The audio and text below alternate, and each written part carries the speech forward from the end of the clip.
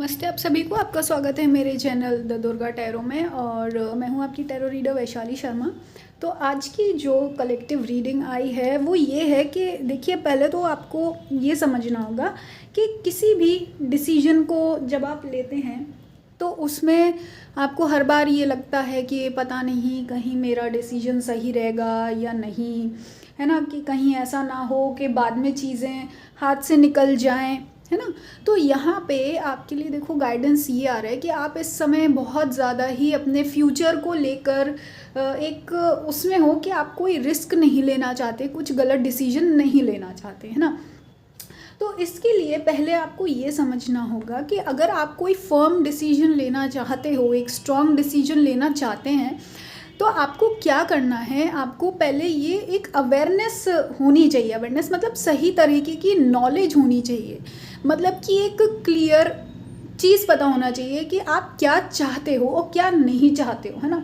मतलब कि अगर इस समय आपके पास बहुत सारे ऑप्शंस हैं और आप ये चाह रहे हो कि मैं किस डायरेक्शन में आगे बढ़ूं, क्योंकि आपके पास शायद बहुत सारा सब कुछ सामने है, कभी कोई रास्ता कहीं ले जाता है, कोई रास्ता कहीं ले जाता है।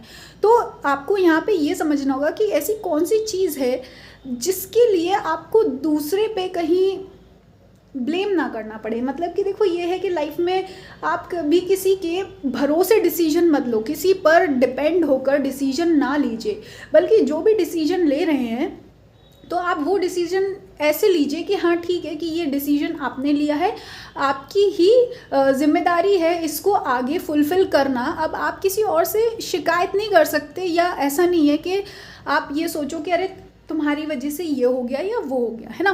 तभी जाके आप क्या है अपने फुल पोटेंशियल पर पहुंच पाएंगे, मतलब तभी आप किसी भी काम में अपना 100% दे पाएंगे, है ना। वरना क्या होता है ना, जब आप कभी किसी दूसरे के भरोसे डिसीजन लेते हो या ये सोचते हो कि अरे ठीक है यार अभी कॉम्प्रोमाइज़ कर लेते हैं ये वो, तो चांसेस बढ़ जाते हैं कि आप दूसरे का भी एक कहते हैं ना, जब आप अपना 100% नहीं दे पाते हो उसमें। देखो 100% ना तो आपका मन होता है ना 100% आपका दिल होता है, और एग्रीमेंट भी नहीं है, फिर भी आप कॉम्प्रोमाइज़ कर रहे हैं।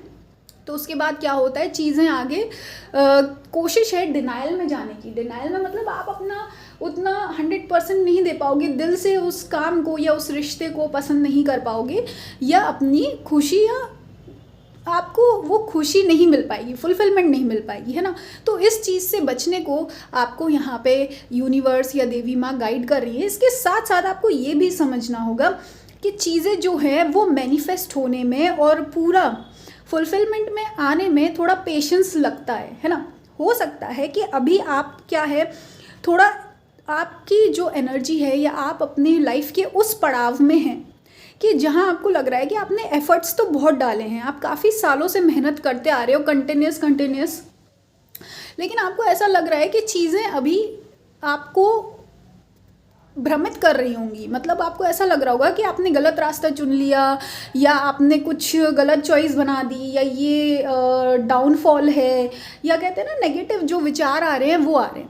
लेकिन यहाँ पे जो यूनिवर्स है वो आपसे ये कह रहे हैं कि आपने अपने लिए जो गोल सेट किया था, या अपने लिए जो ड्रीम देखा था, या जो भी कहते हैं जिस इंटेंशन से इंसान अपना काम करता है, लाइफ को अच्छा बनाने के लिए, अच्छा करने के लिए ही इंसान अपना काम करता है या डिसीजन लेता है, तो उस अच्छाई तक पहुंचने में और उस अच्छाई को पूरा होने में थोड़ा समय लगता है, प्रोसेस लगता है ना। तो आप क्या है, आपको जल्दबाजी नहीं करनी है, प्रोसेस में विश्वास रख के आपको पेशेंटली डील करना है ना। हर चीज़ क्या होता है, पेशेंस से ही चलती है। जब आप पेशेंस रखेंगे तभी एक काम को पूरा होता है। जैसे देखो फ्लावर्स को, फूल पौधों को भी आने में टाइम लगता है ना, ग्रो होने में टाइम लगता है, वो एक प्रोसेस है पूरा, है ना। ऐसी अगर एक बेबी भी कंसीव होता है तो उसको भी पूरा डेवलप होने में टाइम लगता है। तो वो जब आप प्रोसेस में विश्वास करते हो तो आपको समझना होगा कि जो नेचर है, प्रकृति है, वो जब भी काम करती है तो इस प्रोसेस से ही करती है। नेचर के हिसाब से चलिए, आप प्रकृति के हिसाब से चलिए, है ना। सिर्फ देखो यहाँ पे आपको ये बोला जा रहा है कि चीज़ें आप माइंड में सोचना तो बहुत आसान है। माइंड में जब आप सोचते हो कि अगर मैं ऐसा करूँगा तो ऐसा हो जाएगा, ऐसा करूँगी तो ऐसा हो जाएगा, है ना। तो जब आप प्लानिंग कर रहे होते हो तो वो चीज़ें बहुत क्विक और फास्ट लगती है आपको।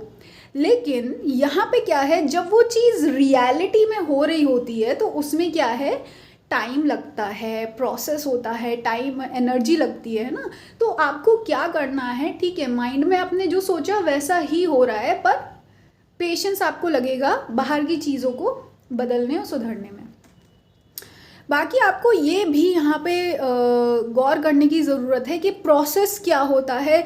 आप हमेशा, अगर आपको इस लाइफ में या जो भी आपने ड्रीम चाहा है या जो आपका विजन है, चाहे आप कुछ भी हो, आपका करियर है, रिश्ता है, या अगर कोई आपका घर है, आपको मकान लेना है, बिजनेस चलाना है, कुछ भी करना है, तो उसके लिए अगर आप देखिए बीच बीच में क्या है ना, आपको अगर ऐसा लॉस मिल रहा है, नुकसान मिल रहा है, तो आप ये मत समझिए कि ये नुकसान हो रहा है तो इसका मतलब मेरे हिसाब का काम नहीं हो रहा है या मेरे सपने कभी पूरे नहीं होंगे, है ना।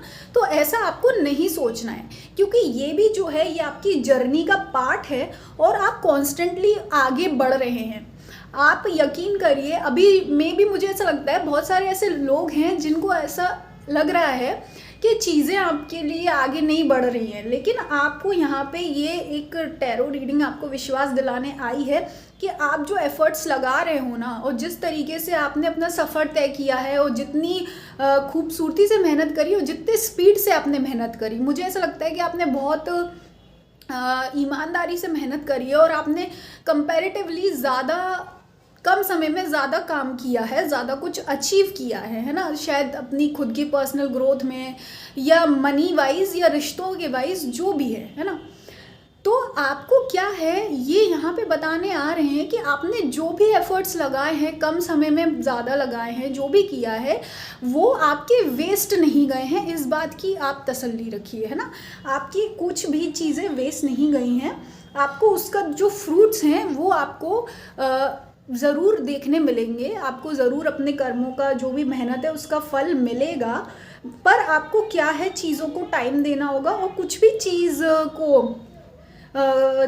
लेने से पहले, या जब कहते हैं ना फाइनल डिसीजन लेने से पहले, यहाँ पे गाइडेंस आपको ये आ रहा है कि अच्छे से देख परख लें और अच्छे से जज कर लें। और जो डिसीजन आप ले रहे हो तो कोशिश करो कि अच्छे जो उसमें समझदार लोग हों उनका एडवाइस लीजिए और उस फील्ड की प्रॉपर जानकारी होके फिर निर्णय लें। तो ये डिसीजन आपको फिर फुलफिलमेंट दे सकता है ना। और यही आपके लिए संदेश है। बाकी आई होप कि आपका जो भी काम है वो उस पे भगवान की कृपा बनी रहे और भगवान के नाम से ही आपके काम संपन्न हो और हर ईविल आए या किसी भी लॉस से बचाकर रखें भगवान आपको। बाकी अगर आप पर्सनल टैरो रीडिंग और हवन के लिए संपर्क करना चाहते हैं तो व्हाट्सएप नंबर दिया गया है, आप संपर्क कर सकते हैं।